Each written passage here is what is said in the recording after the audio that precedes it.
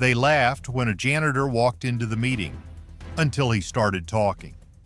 The boardroom of Freeman Industries was filled with the city's most powerful executives, men and women in tailored suits, ready to discuss billion-dollar decisions. But when Morgan Freeman, the legendary actor and CEO, walked in, the room went silent. He wasn't alone. Beside him stood a janitor, still in uniform, and suddenly nothing about this meeting was ordinary. If you believe respect isn't measured by wealth, comment 1. If you think money determines worth, comment 0. Morgan Freeman was no stranger to power. He had spent decades commanding respect, admiration, and influence, not just in Hollywood, but in business. As the CEO of Freeman Industries, a multi-million-dollar technology and media empire, his decisions shaped markets, created jobs, and changed industries. But today, he wasn't here to talk about numbers. He was here to prove a point. As he stepped into the sleek, glass-walled boardroom, every executive at the table instinctively sat up straighter. The air was thick with anticipation. What announcement would the great Morgan Freeman make today? But instead of walking to the head of the table, he paused just inside the doorway. And then, the real shock came. A man followed him in.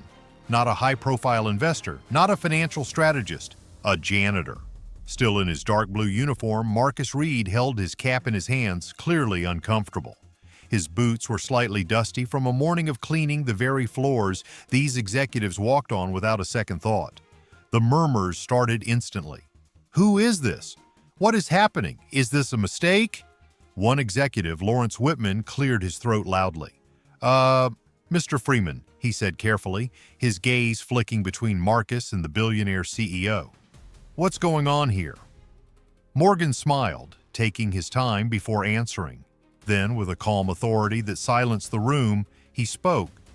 Gentlemen, today you're going to learn the most important lesson of your careers. And by the time this meeting was over, none of them would ever look at Marcus the same way again.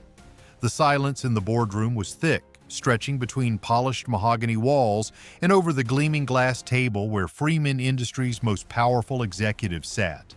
They were used to discussing high-stakes deals, market strategies, and corporate expansions, not entertaining unexpected guests in janitor uniforms.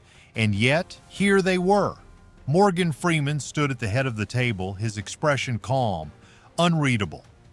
Beside him, Marcus Reed shifted uncomfortably, gripping his cap tightly.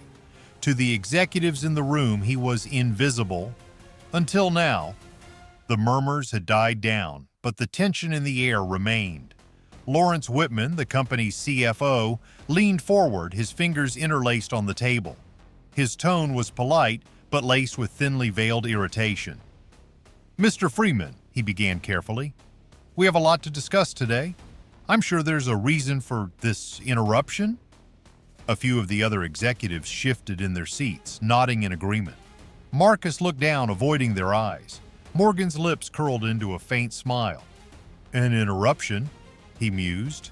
I see. And what exactly do you believe we were interrupting? Whitman hesitated. Well, we were about to begin discussions on optimizing our financial investments. The board has been analyzing new revenue streams. Ah, Morgan interrupted smoothly. So you're discussing finances, investing, strategy, growth. Whitman nodded. That's right. Morgan took his time, glancing around the room, his gaze lingering on each executive before finally resting on Marcus. Then I believe Marcus should be here. Marcus lifted his head, startled. The boardroom stiffened. Someone coughed uncomfortably. And then Martin Caldwell, a long-standing member of the board, notorious for his bluntness, leaned back in his chair and scoffed. With all due respect, sir, why would a janitor be here for a financial discussion? A few chuckles rippled through the room. Marcus swallowed hard, his fingers gripping the brim of his cap even tighter. Morgan, however, remained completely unfazed. He turned slightly, facing Marcus directly. Marcus, he said gently, tell them what you told me. Marcus blinked. Sir? The conversation I overheard in the break room last week, Morgan clarified. Go on, share your thoughts. Marcus hesitated. He could feel every eye in the room on him, not welcoming, Not kind, judging, waiting for him to fail. But then he inhaled slowly, and he began. "I was just talking with one of the guys," Marcus started, his voice quiet at first. He was worried about inflation, how everything is getting more expensive, but salaries aren't rising fast enough to match. So I told him, that's because too many companies focus on short-term profits instead of long-term sustainability. The room remained silent. Marcus took another breath. See, businesses that only look at immediate revenue miss out on long-term customer loyalty. They raise prices to cover short-term losses, but they forget that when you lose trust, you lose everything. Instead of squeezing more out of customers, companies should be investing in making their products better, more accessible. That way, people stay loyal. They keep coming back. And that builds real long-term profit. The executives stared. Not one of them had expected that, not from a janitor. Whitman cleared his throat, shifting in his seat. "That's an interesting perspective," he said slowly, "but financial sustainability is far more complex than customer loyalty. There are market fluctuations, investment strategies, operational costs, and yet," Morgan interrupted, "Marcus just summed up one of our biggest financial weaknesses in under a minute." Whitman froze. Morgan turned back to Marcus, his expression warm but expectant. "Marcus, tell them what you noticed in last quarter's financial report." The air shifted. Marcus hesitated, but only for a second. Then he spoke with confidence. "I was cleaning the conference rooms last week when someone left a printed report behind. I glanced at it and noticed a discrepancy in how the company handles its vendor contracts. We're overpaying for outsourced services that could be streamlined in-house. If we cut out the middleman, we could save millions annually." More silence. More stunned expressions. The very financial strategy they had planned to discuss today, this janitor had already identified it. Morgan let the realization settle before speaking again. "Still think he doesn't belong in this room?" The board members had no answer. Morgan paced slowly, letting the weight of the moment linger. "I've spent my life in rooms like this," he said, his voice carrying through the still air. "Rooms where decisions are made by people in expensive suits, sitting in leather chairs, convinced that intelligence comes with a title." He stopped, turning to face them again. "But intelligence doesn't come from wealth. It comes from experience, from observation, from thinking outside the box." He gestured toward Marcus. "This man, whom you all dismissed the moment he walked in, sees what you don't. Not because he's read financial reports, but because he understands the real-world impact of your choices." Whitman exhaled slowly, rubbing his chin. Martin Caldwell, who had initially scoffed, now looked genuinely contemplative. One of the junior board members leaned forward, intrigued. "Marcus," she said, "if you were running this company, what would you change?" Marcus hesitated, looking at Morgan. Morgan simply nodded. "Go ahead, Marcus. Tell them." Marcus took a deep breath, then spoke, and in that moment the janitor became the most important person in the room. The boardroom, once filled with murmurs and condescending glances, had gone eerily silent. Every executive's attention was now locked on Marcus Reed, the janitor who had, in a matter of minutes, proven that he saw more about this company's financial health than most of them ever had. And now they were asking him a question they never thought they would. "If you were running this company, what would you change?" The air was thick with anticipation. Marcus hesitated for only a moment before he straightened his shoulders and spoke. "I'd start by stopping the waste." Whitman, still struggling to accept that a janitor was about to lecture him on finances, leaned forward. "What do you mean by waste?" he asked, his voice clipped. Marcus didn't hesitate. "Your departments don't talk to each other," he said plainly. "You're all making independent decisions without considering the company as a whole." A few executives bristled, but Marcus pressed on. "Take procurement, for example. I've seen invoices left on desks while cleaning. You're paying 3 different vendors for the same office supplies at 3 different prices." A murmur rippled through the boardroom. Marcus glanced around, then continued. Then there's operations. Your warehouses are overstocked on products that aren't moving, while fast-selling items are constantly on back order. Instead of adjusting production, you just keep throwing money at the supply problem. Whitman blinked, his fingers tightening on the arms of his chair. This was not what he had expected. But the most shocking part? Marcus was right. Morgan Freeman watched the scene unfold with quiet satisfaction. He had always known that wisdom wasn't confined to boardrooms.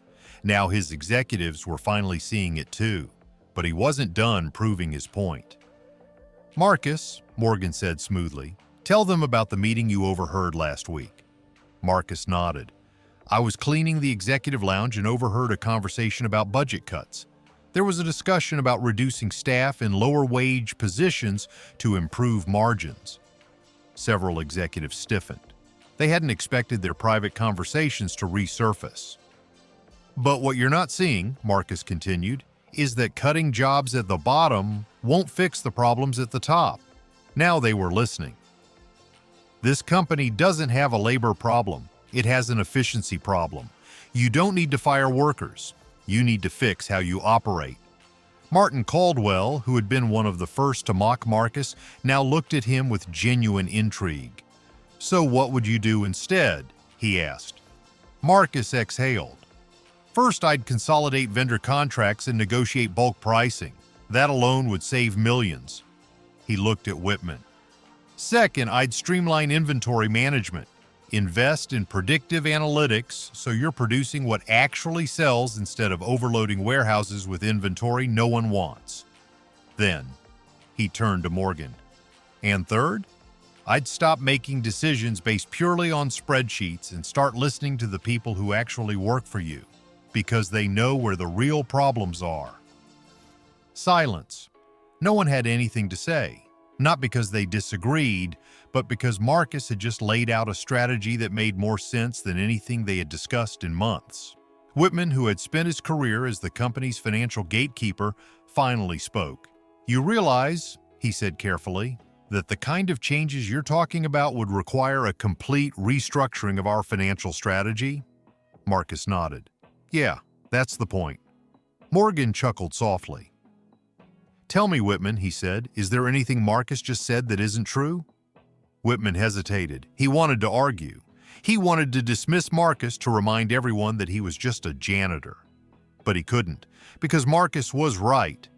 Instead, he leaned back in his chair and exhaled. "I suppose we've been looking at things the wrong way," he admitted. Morgan smiled. "Yes," he said. "Yes, you have." Morgan turned to Marcus. "Would you be interested in taking on a new role, Marcus?" Marcus's eyes widened. "Sir?" "You've got an understanding of business strategy that we need," Morgan continued. "I'd like you to work with our financial team, help implement some of the very solutions you just suggested." Marcus swallowed hard. He had spent years cleaning offices, watching executives make decisions from a distance. Now, one of the most powerful men in business was offering him a seat at the table. "Are you serious?" Marcus finally asked. Morgan chuckled. "Dead serious." Marcus glanced around the room. The same executives who had laughed at him minutes ago were now looking at him with something entirely different: respect. For the first time in his life, he wasn't being dismissed. He was being recognized. But just as Marcus thought the moment couldn't get any bigger, Morgan Freeman spoke again. And what he said next shocked everyone. Marcus sat frozen in his chair. The weight of Morgan Freeman's words settled on his shoulders like a storm he never saw coming. "I'd like you to work with our financial team." The words echoed in his mind. For years, he had watched from the shadows, overhearing conversations in boardrooms as he wiped down tables and emptied trash bins. Now he was being offered a chance to sit at the table himself, and the most powerful executives in the company were waiting for his answer. Marcus swallowed hard. "Mr. Freeman, are you sure?" Morgan chuckled, leaning against the edge of the table. "Tell me, Marcus," he said, "why wouldn't I be?" Marcus glanced around the room. Some executives still looked skeptical, others intrigued, and then there were those like Whitman, who had spent his career building walls between men like Marcus and opportunities like this. "Because I don't have a degree," Marcus admitted. I don't have a resume full of corporate experience. All I know is what I've observed and learned on my own." Morgan's gaze never wavered. "And yet," he said, "you just pointed out flaws in our financial strategy that our top-paid analysts missed." A murmur rippled through the room. Whitman cleared his throat, shifting in his seat. "With all due respect, Mr. Freeman," he said carefully, "bringing someone into corporate finance without formal education or experience is unorthodox." Morgan smirked. "And yet here we are," he replied smoothly. The tension in the room grew thicker. Marcus could feel it, the unspoken challenge. There were those who wanted to see him fail, and there were those, like Morgan, who wanted to see what he could really do. Richard Caldwell, another senior executive, leaned forward, skeptical. "Mr. Freeman, if I may, isn't this a bit of a gamble?" Morgan tilted his head slightly. "A gamble?" he echoed. "Tell me, Richard, when was the last time this company took a real risk that wasn't just about money?" Richard hesitated. "Business is about calculated decisions," he answered carefully. Morgan nodded. "Exactly, and my decision is that Marcus has something valuable to offer. Unless, of course, you disagree." Richard opened his mouth, then closed it, because truthfully he couldn't argue against what had just happened. Marcus had identified major financial inefficiencies in minutes, and every person in that room knew it. Morgan turned back to Marcus. "So," he said, "what do you say?" Marcus felt his hands tighten around the brim of his cap. This wasn't just an offer. It was a moment that could change his entire life. He could say no, go back to what was comfortable, go back to mopping floors and staying invisible, or he could step forward. He took a deep breath. "I say, let's do it." Morgan smiled. "Good answer." But just as the tension began to ease, Whitman spoke again. "Well then," he said, his voice edged with challenge, "let's see if Marcus is really ready for this." And just like that, the real test had begun. The boardroom had never been this quiet.